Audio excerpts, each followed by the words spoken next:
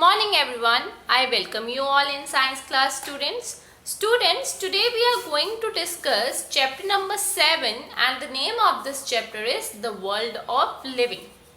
In this chapter we are going to discuss about the living things and that is around us. Then we are going to learn about characteristic of living and non-living things. Then after getting living and non-living things, we can easily distinguish between living and non-living things, right? Now if you look this figure carefully,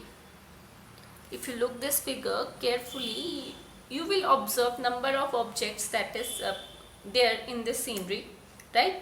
Now if I ask you that you have to identify living and non-living things in this picture, will you able to do that? Yes, you identify it. Now, what criteria do you choose to classify them? What criteria did you use to classify them?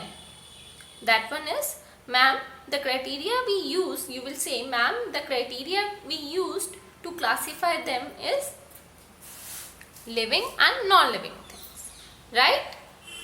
So in chapter number 4 we have discussed about the non-living things and we have discussed about the materials that we see in our day-to-day life. Then we got to know about they can be made up of same kind of material, they can be made up of different kind of material, they have different shape, color and sizes.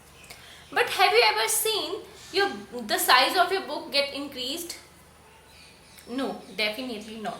But if have you ever seen your puppy grow, or a dog run, a bird fly, a frog jump? But you never seen your desk or stone move on its own. Like if this pencil, are you able to see if you look this pencil carefully, and if I ask that is it able to move on their own, you will say ma'am no, right? You will say ma'am no, it cannot be moved by their own. So this one is the main, or this one is one of the characteristic of living thing, that a living thing can show growth and movement. Living thing can show growth and movement, but non-living thing cannot show the growth and movement. So I made one formula through which I can easily categorize the living thing and non-living thing. I made one rule, and that rule is Mr. 10. N stands for movement. R stands for respiration.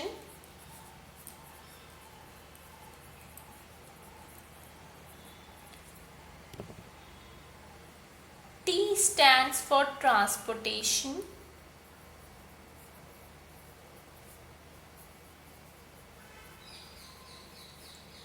E stands for excretion.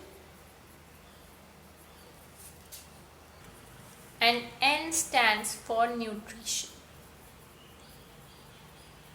If any object show all this thing, then that object must be a living thing.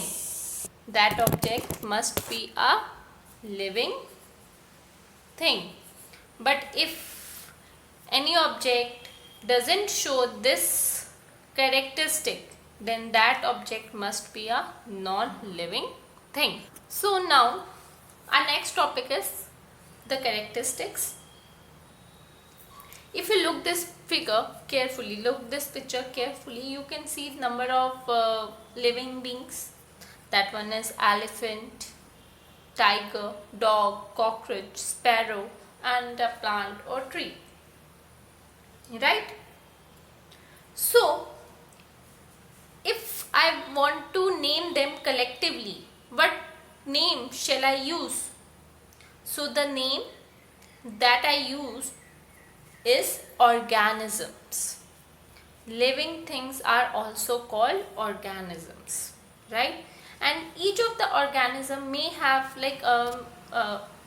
must have definite shape, definite size, and they can you can easily distinguish between them easily, right? Now if I have here I have a plant and a tree, you can easily distinguish both of them. Both are plants, but you can easily distinguish them, right? Now you can see the animals, this animals, all these collectively I called organism them, right? This one is tiger, elephant, dog, cockroach, sparrow, right? Organisms show great variation in their sizes. Organisms show variety, right? Diversity. Some are very large and some are so tiny, right? And each organism are made up of cell. Each organism is made up of cell. Or if I ask you that you need to define it as you need to define cell, how can you define it? You will say cell is the smallest unit of its structure and function, and it is called the basic unit of life or building block of a body, right? All living things are made up of cell, and cell is what? It is the basic structural and functional unit of any living organisms, right? So this one are the tiny or microorganisms. Their size are very small, very small, right? And you are not able to see it through your naked eye. For to see them, you have to see under the microscope, right? Why? Because they are made up of only one cell. But if you see all these organisms, you are able to see. Why? Because they are made up of multiple cells, billions and trillions of cells. Their body contain millions or billions of cells, right? So the organisms which have only one cell or their body are made up of only one cell are called unicellular, and multicellular are those organisms in which their body are formed due to of many cells, right? So that is it for now. Next we will discuss in our next video lecture. Next topic we'll discuss in the next video lecture. That's it. Thank you and have a nice day ahead.